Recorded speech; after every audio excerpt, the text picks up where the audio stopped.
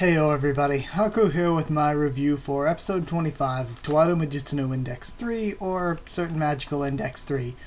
So I loved this one like every week because it's one of my favorite series, but again I feel like I would be dishonest if I didn't say when things felt a bit rushed or a bit skimmed over.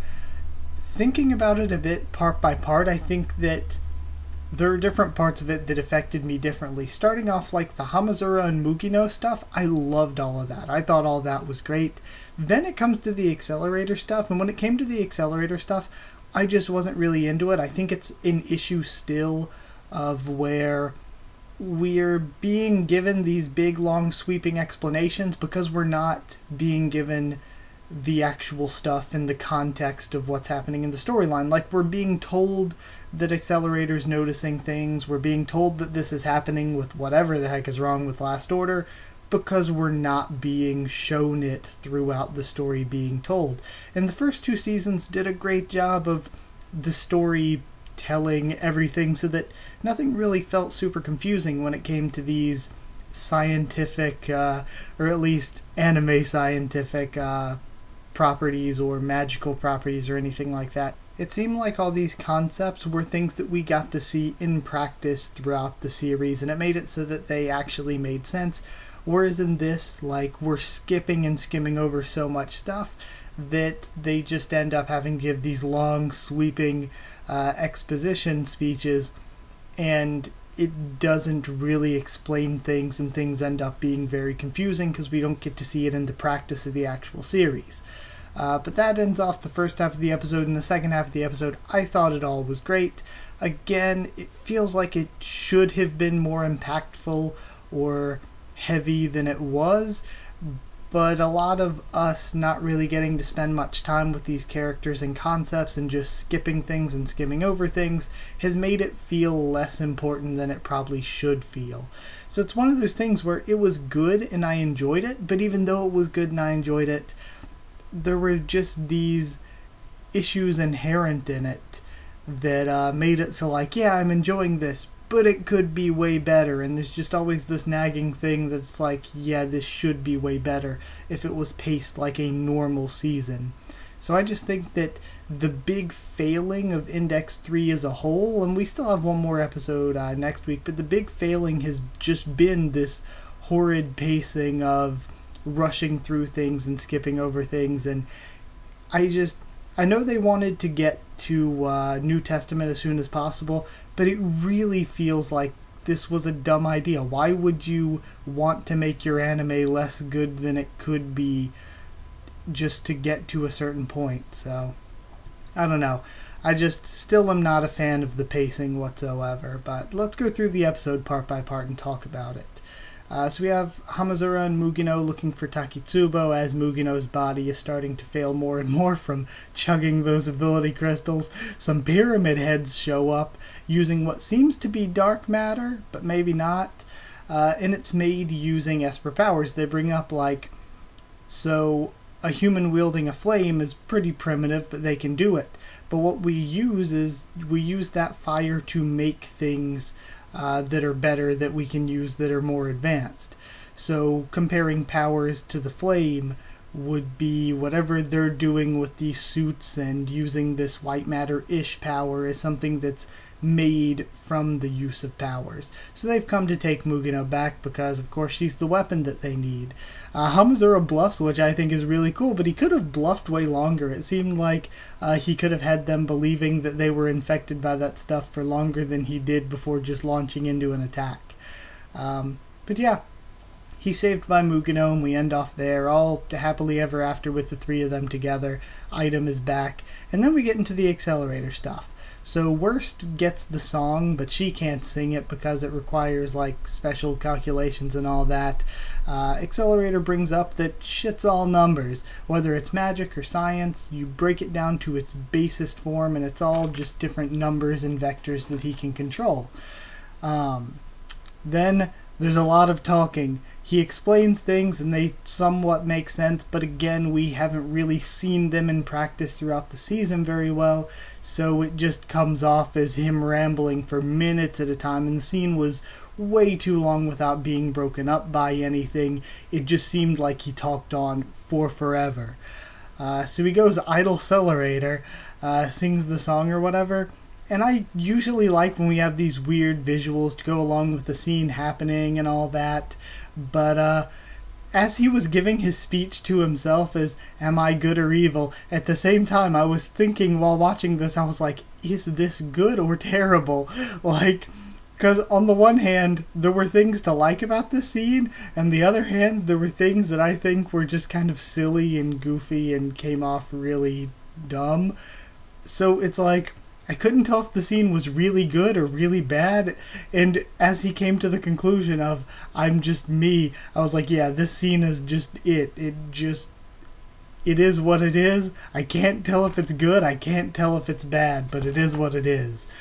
But from there on, my only real negative was the Accelerator stuff. Accelerator's I don't know if I want to say he's my favorite character. There are a lot of great characters in the Index franchise, but he's one of my favorite characters. I think his portions of the story were probably like the most interesting in the first 2 seasons, but this whole ordeal that's gone on with the World War III whatever, at least from the anime, it really feels like he didn't need to be here. Like all this Accelerator stuff and Last Order being sick, I guess because it wasn't explained very well and not really integrated into the story very well, it just seemed like none of it was really necessary. None of this really needed to be here. I'm happy it's here because we get Misaka Worst and she's great, but at the same time it just felt like, why do we really need any of this? Can't we just focus on the other characters that are doing things that do seem more important?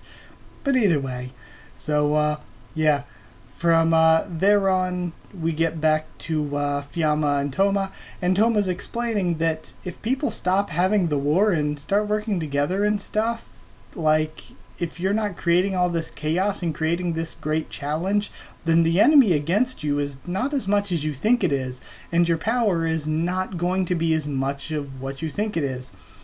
And we get into another problem of, it's Toaru Majutsu from Naruto. We get into another problem where I feel like Toma's speech went on really way too long without breaking it up with anything else. It's one of those things where maybe he should have been giving this speech as they were fighting, like part by part, but it just seemed like he talked for an abnormally long amount of time without anything breaking it up, and it was just him standing there talking for a really long time. So again, it was one of those things where the scene just didn't feel right because it just felt like it was really long. From there, random giant fucking hands all around the world. We get this cute new character who identifies herself as part of a group called Dawn Colored Sunlight. And then Aqua. I was just so hyped seeing Aqua again. The head of the Russian church looks to be a little kid, is rescued by the lady whose name I forget. We've seen her before with Sasha, but I forget her name. And we get to see Russia and Academy City's forces working together like, okay, we need to band together because this issue is bigger than you or I. There are giant hands coming out of the earth. We get to see France and Britain working together. Of course, they've been enemies for so long. And we get to see the Roman and Russian churches start to come together because, like with the Pope and with that lady, because they need to take down the Star of Bethlehem, and it's built using... it's kind of built using places or leftover places from all 3 churches. So we get to see these enemies that were set up to fight each other start to work together. And I thought that was really nice. It's like a really good story that's just not being told all that well. Like, it feels like it should have been way, way more impactful and heavy and great, but no, it was good for what it was. So because of all that, they need Laura, because they need the 3rd church, the English church. So we finally get to see we knew that Kanzaki and the Agnes forces were helping the injured out on the battlefield, but we finally get to see it now. We see Carissa and Versailles, or the Lady of Versailles, working together again. Style is still fighting, trying to hold off Index long enough for Toma to take out Fiamma, which I really like. It's really been understated how great that Style has been holding off Index like long enough for Toma to finish what he needs to do. Fiamma's power begins crumbling because, again, people are working together, the threat against him isn't what it once was, and the Star of Bethlehem starts crumbling as well because the churches start to tear it apart working together. Now, Lessar, tells Toma, okay, we need to get out of here, everyone to the magic escape pods or whatever. But then Fiamma reveals sort of, this was unexpected, but works for me, the telesma that's all been built up, now that it's got nowhere to go, that his power's not coming, or that his plan isn't coming to fruition, all that built-up telesma could destroy humanity. And in the wake of that, humanity's going to be fighting each other, sort of post-apocalypse style, and from there on, all that fighting and all the harm and pain caused by the destruction will be such a great threat that it makes him powerful anyway. So, works out for him even though it's not what he originally planned. So yeah, episode as a whole, thought the second half was good. I did a lot of general thoughts at the beginning. I thought the second half was good. I really liked the Hamazura and Mugino stuff.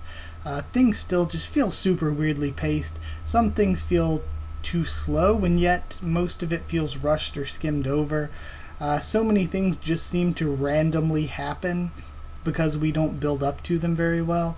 And I think the biggest issues were probably that there were a few scenes, particularly Toma talking and some of the accelerator stuff, where we're jumping around a bunch, and then we break up the jumping around a bunch by focusing on one single thing for way too long, and it feels weirdly long. We're doing all this jumping around, so then when Toma gives a 3-minute speech, or Accelerator gives a 3-minute speech, it feels like this just doesn't fit the pacing of everything else going on at all. And it's different from, say, I think it might have been last episode that I was praising from being really well organized. It isn't like that where it feels like things were specifically paced that way. It just feels like, hey, we need to make this and this is how it ended up. So in the end, I would give it 7 out of 10 because I really did think it was good. I really enjoyed it. But at the same time, I feel as though it should have been much better than it was. So yeah, 7 out of 10. Next episode, we only have one episode left, I believe, but it still feels like there's a lot that needs to happen. But then again, with the pacing that's gone on this season, I'm sure they can do it. So yeah, guess that's it. 7 out of 10. Hope you enjoyed the video. Like if you did like it, comment down there to tell me what you thought of my thoughts on this episode, what you thought of the episode yourself. Subscribe for more. Toaru Majutsu Index 3, much more on the channel. Follow on Twitter if you want. I can try to keep you updated there and stuff for the channel. And if you want a link to our Discord server to talk to me or more of us on Discord, just ask and I can give you a link. One thing though, I don't know what I'm going to be reviewing weekly quite yet next season, so if you have any suggestions at all for what to review weekly next season, give me your suggestions. Of course, season after next, we're getting Accelerator. There's already been a PV out, and it looks incredible. Again, not to hate on Index 3, I've enjoyed Index 3. I think the pacing has been a huge mistake, but I've enjoyed it every week. But Accelerator looks so much better because it looks like it has the railgun art style, which has always been so much better than Index. That's the thing. Index is the main series, and as much as I love it, Railgun has always been way better. So, yeah. I'm excited for Accelerator because it looks like it's going to be Railgun quality. And then eventually, I guess if we're getting Accelerator in summer, would we be getting Railgun in... Railgun in fall seems way too early. Seems like winter 2020 would be the best place for Railgun. Unless they're just doing one core Accelerator and one core Railgun, which, I don't know. I don't really want that. I think take a season off for a break like you're doing this season, then give us Accelerator, then take another break if you need to, come back next spring with Railgun. I'd rather them take some breaks and it be really high quality than to rush anything out. Because if the third season of Railgun is anywhere near the quality of the first two, it's going to be incredible because both seasons of Railgun are just amazing all the way through.